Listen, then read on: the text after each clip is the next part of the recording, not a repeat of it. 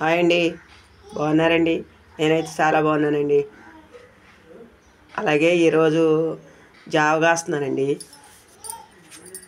ఆ జావకి ఇదిగోండి ఈ కప్తో 4 కప్పులు నీళ్ళు పోస్తున్నానండి.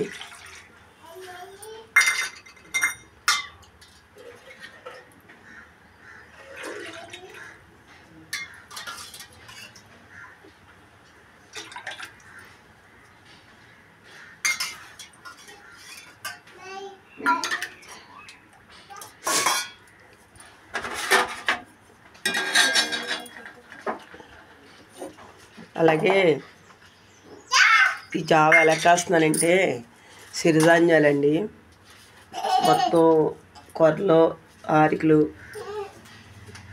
రాగులు మొత్తం 5 కేజీలు తీసుకున్నానండి. 5 కేజీలు తీసుకుని మెత్తగా పిండి పట్టానండి. ఇదిగోండి సిరిధాన్యాల పిండి మిక్సీలో వేసి. అలాగే 4 కప్పులు నీళ్ళు పెట్టానండి. 5వ కప్పు నీళ్ళలో కడిగి పోస్తానండి. జావా తాగితే షుగర్, బీపీ ఉన్నవాళ్ళు ఎవరైనా తాగొచ్చండి. ఎంతో బాగా యూజ్ అవుతుందండి. నీరసం కూడా తగ్గుద్దండి. చాలా బాగుంటుందండి. అలా మీరు కూడా చేసుకుంటారని చూపిస్తున్నానండి. ఈ కప్పుడు రవ్వ ఈ నీళ్ళల్లో పోసానండి. దాన్ని ఇలా కలుపుతానండి. ఇప్పుడు చూడండి,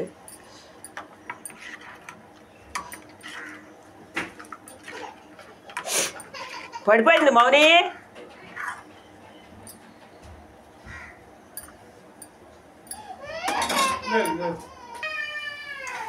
అదిగండి నీళ్ళు మరిగిపోయినాయండి.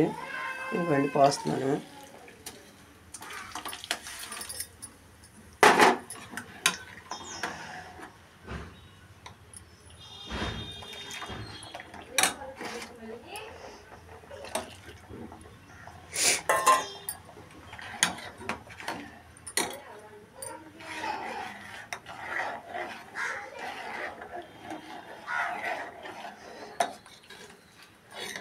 ఈ జావ వల్ల అండి, ఈ జావ షుగర్, బీపీ, కీళ్ళ నొప్పులు, మొత్తం ఒళ్ళు నొప్పులు,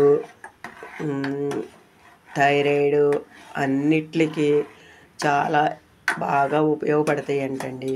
ఈ జావ ఈ ఎండలో డైలీ యూజ్ చేసుకుంటే ఎంతో మంచిదంటండి. మజ్జిగ చక్కగా చిక్కని మజ్జిగ కలుపుకొని ఒక పావు లీటర్కి తీసుకుంటే ఎంతో ఆరోగ్యం వస్తుందండి. చూడండి, అయిపోయిందండి జావ.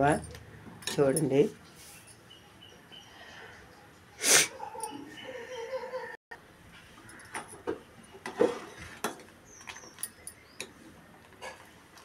చూడండి ఎంత బాగా ఉడికిందో జావ. అలాగ ఒక 5 నిమిషాలు సిమ్లో పెట్టి ఉడకబెట్టుకోవాలండి జావని. ఎంత టేస్ట్, అమృతం కంటే ఎక్కువ బాగుంటుందండి. ఇది అన్ని రకాలకి చాలా బాగా యూజ్ అవుతుందండి.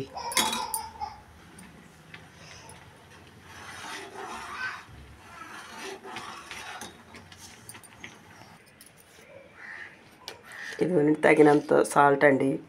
అదిగోండి తగినంత సాల్ట్ వేసుకుంటే టేస్ట్ బాగుంటుందండి. ఇదిగోండి మజ్జిగ కూడా యూజ్ అవుతుందండి. మజ్జిగ పోస్తున్నాం చూడండి. ఇలా చిక్కని మజ్జిగ జావలో కలుపుకొని తీసుకుంటే ఎన్నో రకాలకి ఉపయోగపడుతుందండి.